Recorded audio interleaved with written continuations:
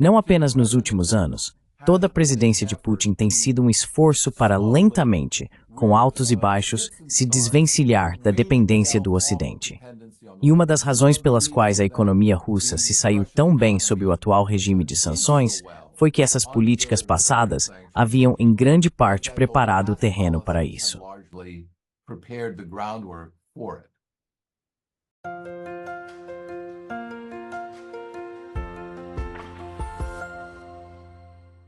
Hello everybody, this is Pascal from Neutrality Studies. Olá pessoal, aqui é Pascal do Neutrality Studies e hoje estou conversando novamente com o Dr. Nikolai Petro, que é professor de ciência política na Universidade de Rhode Island e autor do magnífico livro A Tragédia da Ucrânia.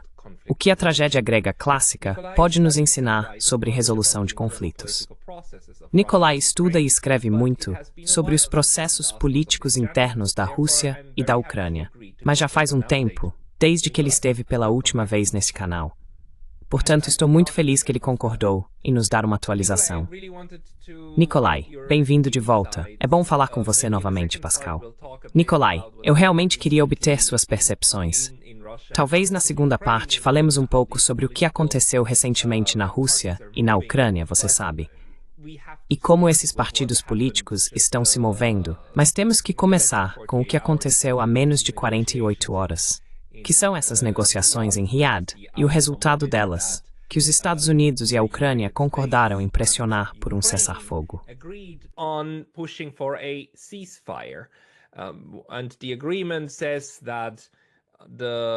E o acordo diz que o lado ucraniano aceita um cessar-fogo de 30 dias, em troca da retomada da ajuda militar e do compartilhamento de inteligência. E agora, com essa informação, aparentemente no momento em que falamos, os americanos estão se aproximando da Rússia para dizer que querem um cessar-fogo de 30 dias. Tudo isso enquanto a Rússia até agora, pelo menos até a gravação desta discussão, não disse se aceitaria ou rejeitaria. Eles estão, até agora, aguardando informações diretas vindas dos americanos. E eu acho que Marco Rubio quer falar com Moscou. Aparentemente, para sexta-feira ou para o fim de semana, parece que uma ligação telefônica entre Vladimir Putin e Donald Trump está agendada. Quais são seus pensamentos sobre isso? Donald Trump is scheduled. What are your thoughts on this?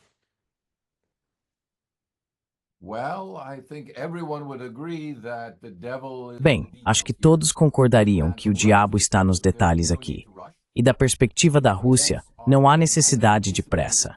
Os eventos estão indo como previsto militarmente. A Rússia, por todas as contas, provavelmente retomará todo o território que a Ucrânia invadiu na Rússia no ano passado. Talvez até já na próxima semana.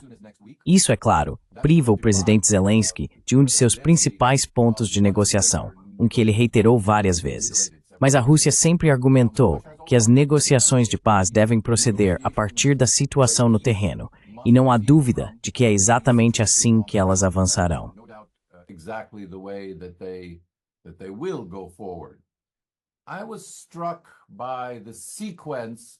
Fiquei impressionado com a sequência com que essas negociações começaram.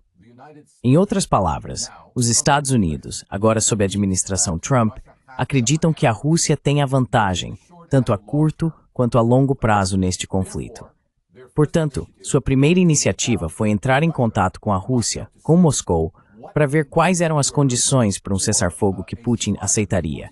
E então, secundariamente, ir ver o que os ucranianos aceitariam, colocando-os sob certa pressão para revelar especialmente a Zelensky e seus apoiadores mais próximos exatamente o quanto a Ucrânia dependia da inteligência, militar e outras assistências financeiras dos Estados Unidos. Military and other financial assistance. Having, I suspect, made that point, tendo, suspeito, feito esse ponto, os negociadores dos Estados Unidos fizeram o possível para explicar aos ucranianos quais são os limites de suas opções, e agora voltarão à Rússia para ver se a Rússia está disposta a ceder um pouco em seus termos. Mas, novamente, esse é o truque nas negociações. Nada, é claro, será selado ou concluído até que os lados ucraniano e russo realmente se sentem frente a frente e negociem cara a cara. Os Estados Unidos, os europeus, os chineses, os brasileiros, todos só podem sentar-se no meio e ser um intermediário que aproxima os lados, ou como temo no caso da Europa, ficar no caminho, afastando ainda mais os lados. Stand in the way, pushing the sides further apart.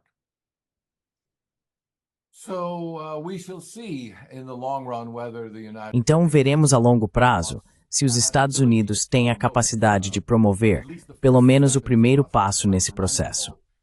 E eu lembraria às pessoas que o cessar-fogo é apenas o primeiro passo. Você passa de um cessar-fogo para, em segundo lugar, um armistício de longo prazo, e então, talvez, se tiver sorte, para negociações prolongadas que estabelecerão um novo acordo entre a Ucrânia e a Rússia. Mas eu espero que a Rússia insista, e a Ucrânia deve insistir, que isso inclua todos os seus vizinhos também, toda a Europa também. E essa negociação final pode levar anos para ser concluída. that final negotiation may be years in the coming. The issue, of course, is that at the moment Russia is. A questão, é claro, é que no momento a Rússia está avançando, certo? Quero dizer, a Rússia está vencendo a guerra, como na guerra de campo de batalha em Kursk, quero dizer, dentro de suas próprias fronteiras, mas também nos 4 oblasts, dos quais, até onde sei, a Rússia ainda não controla completamente nenhum dos 4, certo? Os ucranianos ainda têm redutos lá.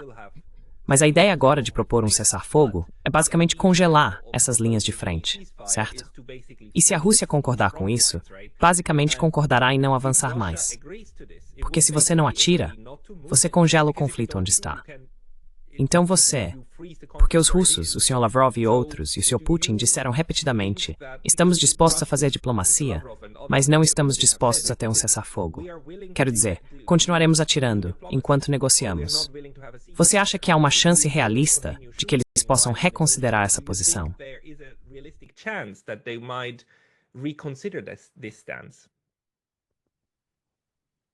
I think the likelihood of Russia Acho que a probabilidade de a Rússia reconsiderar sua proposta mínima de cessar-fogo, que foi feita, lembro aos ouvintes, em junho passado, junho de 2023, pelo presidente Putin, é baixa. Ele declarou apenas 3 requisitos. Não quero sugerir que sejam simples, mas estes são os 3 requisitos após os quais a Rússia declararia imediatamente um cessar-fogo. São eles: neutralidade por parte da Ucrânia, introduzida na Constituição. Em segundo lugar, nenhuma adesão à OTAN, é claro, e nenhuma tropa da OTAN dentro da Ucrânia. E por último, o reconhecimento desses 4 territórios, 4 oblasts mais a Crimeia, como partes legítimas da Federação Russa, como atualmente estão na Constituição Russa. as they currently are in the Russian Constitution. So that's a technical procedure, removing them from the Ukrainian. Então, esse é um procedimento técnico. Removê-los da Ucrânia e reconhecer que agora fazem parte da Rússia em suas atuais fronteiras administrativas. Devo dizer que a questão das fronteiras administrativas da região não foi historicamente um ponto de discórdia nas negociações que estavam ocorrendo sob os acordos de Minsk II. Mesmo dentro desse quadro, os governos das repúblicas populares de Donetsk e Lugansk, dentro do contexto dos acordos de Minsk II, reconheceram que haveria diferentes direitos administrativos e direitos cívicos também, essencialmente para as regiões dentro desses territórios que estavam sob seu controle, em oposição ao controle de Kiev. Portanto, os acordos de Minsk II não se aplicavam a todo o oblast de Donetsk e Lugansk, mas apenas aos territórios que estavam então sob o controle das forças rebeldes.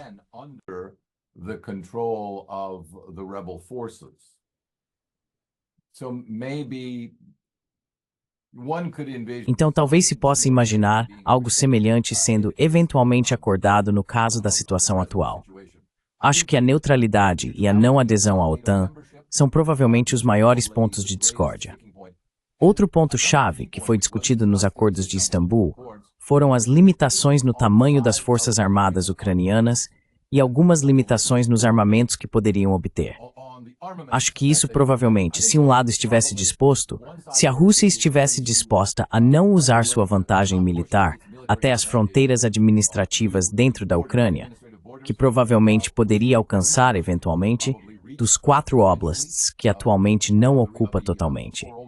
Então talvez a Ucrânia, por sua vez, pudesse retornar às limitações que havia concordado e estava disposta em princípio a negociar com a Rússia, sobre as quais havia chegado nos acordos de Istambul em abril de 22. reached in the Istanbul Accords in April of 22. Yeah, so basically, Basicamente como o que outros comentaristas também no YouTube chamam Istanbul Plus. in Istanbul Plus, but the issue, of course, Not Minsk III, but a reiteration. Não Minsk III, mas uma reiteração de Istambul. E quando você pensa nesses termos, sabe, os lados talvez não estejam tão distantes. Mas, novamente, estamos apenas falando sobre o quão distantes eles estão em termos de um cessar-fogo, nem mesmo a próxima etapa de um verdadeiro armistício, muito menos um acordo de paz completo. Much less a full peace settlement. and this is of course very critical because E isso é, claro, muito are the crítico, conditions for just a porque, ceasefire. se essas são as condições apenas para um cessar-fogo, estamos longe de onde a administração Trump atualmente acha razoável tentar pressionar os russos a concordarem em parar de usar armas.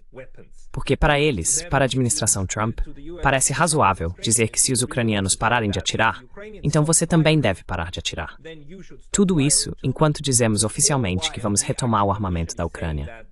O que neste ponto parece um negócio muito, muito ruim para a Rússia. No entanto, However, as you've put it, Sim. Então, como você colocou, sim, seria um mau negócio. Mas vamos imaginar o acordo embelezado no contexto de Istanbul Plus, que é que este rearmamento da Ucrânia não deve exceder os limites estabelecidos no acordo de armistício que teria que ser negociado. Se houvesse limites estabelecidos sobre o tipo de armamento ofensivo que a Ucrânia poderia usar, então acho que a Rússia provavelmente estaria disposta a aceitar isso, desde que esses limites pudessem ser efetivamente verificados e mantidos. and maintained. E é claro, importante aqui que os Estados Unidos realmente controlem esses limites, porque todas as informações críticas que a Ucrânia precisa, obter as armas, o Starlink e o compartilhamento de inteligência necessário para usar essas armas, estão realmente sob o controle dos Estados Unidos. Então, você poderia imaginar um cenário em que o Sr. Rubio negociaria com a Rússia, dizendo algo como, veja, estamos concordando em fornecer apenas tanto, mas não mais durante o período do acordo. Portanto, por que você não concorda? E tentamos chegar à próxima etapa.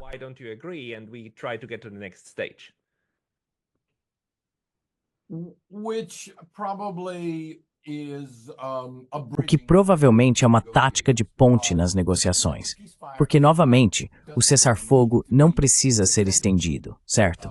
Em outras palavras, se o cessar-fogo fosse rompido, ou qualquer lado considerasse que estava sendo violado, então as negociações de armistício simplesmente nunca aconteceriam. Uma coisa a qual gostaria de chamar a atenção dos nossos ouvintes é que quando a imprensa relata que as entregas de armas foram retomadas ou que o compartilhamento de inteligência foi retomado, isso não nos diz o que e quanto. Por exemplo, sobre o compartilhamento de inteligência, há dois componentes-chave que foram mencionados por vários blogueiros ucranianos como essenciais para a Ucrânia. Um é a inteligência sobre mísseis e ataques de drones contra a infraestrutura ucraniana. on Ukrainian infrastructure, and the second is the information that is being shared. E a segunda é a informação que está sendo compartilhada pelos Estados Unidos e pelos europeus sobre locais que os ucranianos gostariam de atacar dentro da Rússia e para os quais estão fornecendo orientação. Então, é totalmente possível, não tenho ideia se isso é verdade ou não, mas sobre o compartilhamento de inteligência, os Estados Unidos podem, de fato, estar compartilhando a parte defensiva disso. Ou seja, compartilhando a informação que permitiria aos ucranianos derrubar mísseis russos de forma mais eficaz. Eles ainda podem não estar compartilhando a capacidade ofensiva e podem usar isso como uma carta na manga, para usar uma expressão trumpiana, nas negociações para encorajar a Rússia a persistir nas negociações.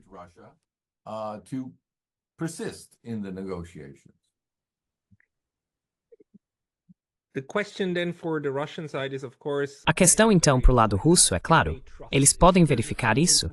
Eles podem confiar nisso? Porque, quero dizer, você concordaria, que, julgando pelos últimos 20 anos de experiências que tanto o Sr. Putin quanto o Sr. Lavrov têm com os Estados Unidos, os russos seriam suspeitos em relação a quaisquer negociações ou acordos que não possam necessariamente ser verificados. Or agreements that cannot be necessarily verified. Yes, but here Russia and the Sim, United mas States aqui a Rússia e os Estados Unidos estão em uma posição muito diferente e exclusiva em relação aos outros participantes. E aqui eu incluo os europeus, assim como os ucranianos. Eles têm suas próprias capacidades de verificação por satélite. Eles não dependem das capacidades de verificação de terceiros. Portanto, estou bastante confiante de que a Rússia sente que pode verificar o que está acontecendo de uma forma que, por exemplo, a Ucrânia não pode, independentemente do que os Estados Unidos e outros aliados. what the United States and other allies provide. Right. So Certo. Então, de certa forma, se a Rússia quisesse experimentar com a nova administração Trump, eles poderiam fazê-lo sabendo que são capazes de ver o que está acontecendo. see what's going on. This leaves to me What the do you question. mean, excuse me, Pascal, what O que você quer dizer com o experimento? So, saying yes to a ceasefire agreement would, Então, sabe, dizer sim a um acordo de cessar-fogo seria, na minha opinião, um salto de fé do lado russo. Porque se eles disserem não e continuarem avançando da maneira que fizeram militarmente, eles têm motivos razoáveis para esperar que o avanço atual continue e que não há uma maneira razoável de acreditar que dentro dos próximos 1 ou 2 meses a aliança seja capaz de detê-los. Certo. Então, de certa forma, tentar um cessar-fogo seria o experimento meh, não continuar militarmente. ceasefire would be the experiment, not continuing militarily. Well, that's an interesting point. Yeah. Bem, esse é um ponto interessante. Sim, alguém poderia fazer isso. Acho que haveria uma forte reação dentro da Rússia. Haveria muitas críticas sobre parar antes dos objetivos declarados. Aqui está uma coisa que acho que devemos lembrar em relação à postura de negociação russa. Sempre foi muito claro o que a Rússia está visando, certamente em termos de território. Desde que os acordos de Istambul fracassaram e eles anexaram 2 regiões adicionais, eles estipularam que todos os territórios desses 4 oblasts, mais a Crimeia, agora fazem parte da Rússia e que a luta não vai parar. A conquista territorial não vai parar até que essas fronteiras sejam alcançadas, mas implicitamente que não há mais demandas territoriais sobre a Ucrânia. No further demands territorially upon Ukraine. However, now there is, of course, the precedent that was set. No entanto, agora há, é claro, o precedente que foi estabelecido após o fracasso dos acordos de Istambul, que é o aviso que a Rússia fez através dos acordos de Istambul. Estamos fazendo esta oferta. Se você recusar esta oferta, então nossa própria limitação sobre os territórios que podemos querer anexar é suspensa. Então, sabe, faça um acordo enquanto pode, porque o próximo acordo só vai ser pior para você. E isso tem sido, de fato, um tema consistente no processo de negociação russo, que, como você aponta muito corretamente, é clausewitziano. Em outras palavras, não separa a guerra das negociações. Vê a guerra como uma extensão, as atividades militares como uma extensão das negociações e entrelaçadas umas com as outras. Of the negotiations and intertwined with each other. Which is why the question to Russia really is Por isso, a verdadeira questão para a Rússia é se há motivos razoáveis para acreditar que, através da diplomacia, eles podem conseguir o que também poderiam obter militarmente, certo? E se a resposta for sim, então o incentivo seria sim, vamos seguir o caminho diplomático. Yes, let's go the diplomatic route. The problem, as always, and I think all O negotiations. problema é, como sempre, e acho que todos os negociadores e estadistas entendem isso, a que custo? Sim, você pode praticamente sempre conseguir o que deseja na política. Mas a questão é, será que isso será uma vitória de pirro? Uma vitória que custa mais do que o que foi obtido? É por isso que acho que há um componente neste processo de negociação que está realmente emergindo. E é preciso lembrar que haverá fases futuras deste processo de negociação após o cessar-fogo e durante a prolongada negociação de armistício. E esses são o papel das sanções. And those are the role of sanctions. So, if the United States Então, se os Estados Unidos realmente prometerem e começarem a desmantelar seu regime de sanções contra a Rússia, é claro que todos os outros países seguirão o exemplo. Simplesmente não faz sentido ter esse sistema de sanções falho que estamos atualmente experimentando, com grande dificuldade tentando manter contra a Rússia, e que tem sido, em muitos aspectos, ineficaz, com seu principal proponente se retirando e dizendo: não, esse não é o relacionamento que eles trabalham mais. Na verdade, é um relacionamento comercial mutuamente benéfico. beneficial commercial relationship.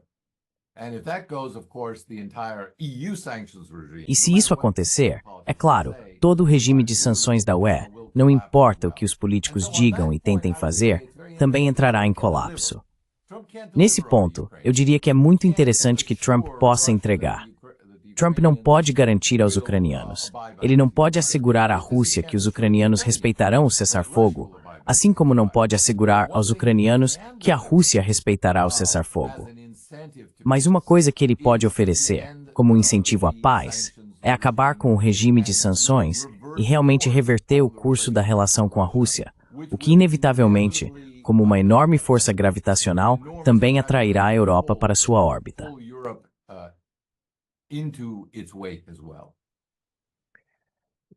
Isso seria altamente interessante, se Trump jogasse a carta na manga.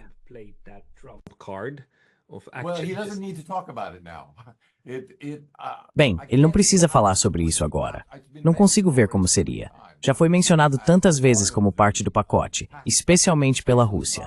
Foi mencionado explicitamente pela Rússia. Então tenho certeza de que é uma das principais recompensas, em vez de punições, neste processo de negociação.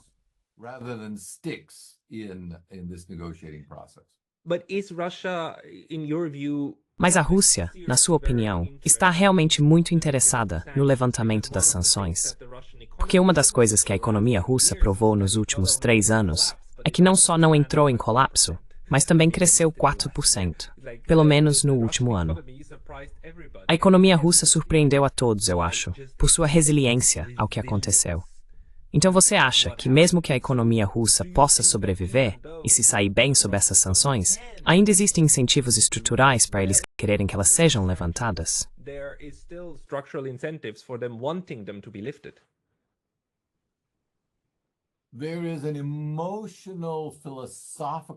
Há um argumento filosófico emocional contra isso, e ele é articulado de forma mais clara por pessoas como Sergei Karaganov, que argumenta que os russos, como todos os outros, são fracos. Eles querem ganhar dinheiro. Eles querem gratificação instantânea. Sabendo que empresas comerciais, banqueiros e oligarcas de fato buscarão a autogratificação, as sanções que foram enfrentadas provaram, como você diz, a resiliência da Rússia. Vamos continuar fazendo isso. O contra-argumento é que sim, tivemos sucesso e mostramos nossa resiliência, mas ainda é melhor para a Rússia ter flexibilidade em relação aos tipos de empreendimentos e transações comerciais em que se envolver e quais evitar.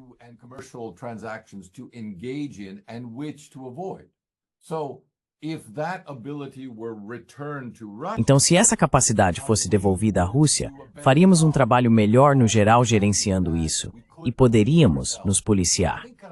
Acho que o argumento de Karaganov é um pouco insultante para os russos, porque está dizendo, bem, você sabe, não poderíamos possivelmente nos abster de nos entregar a todas as coisas que o Ocidente tem a oferecer, e entraremos no mesmo tipo de dependência com eles que tivemos antes. Mas tudo, não apenas os últimos anos, toda a presidência de Putin tem sido um esforço para lentamente, com altos e baixos, se desvencilhar da dependência do Ocidente.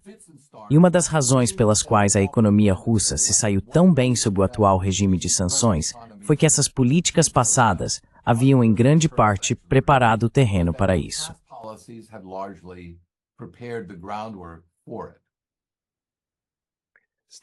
Passo a passo, basicamente preparando a Rússia para o que estava por vir.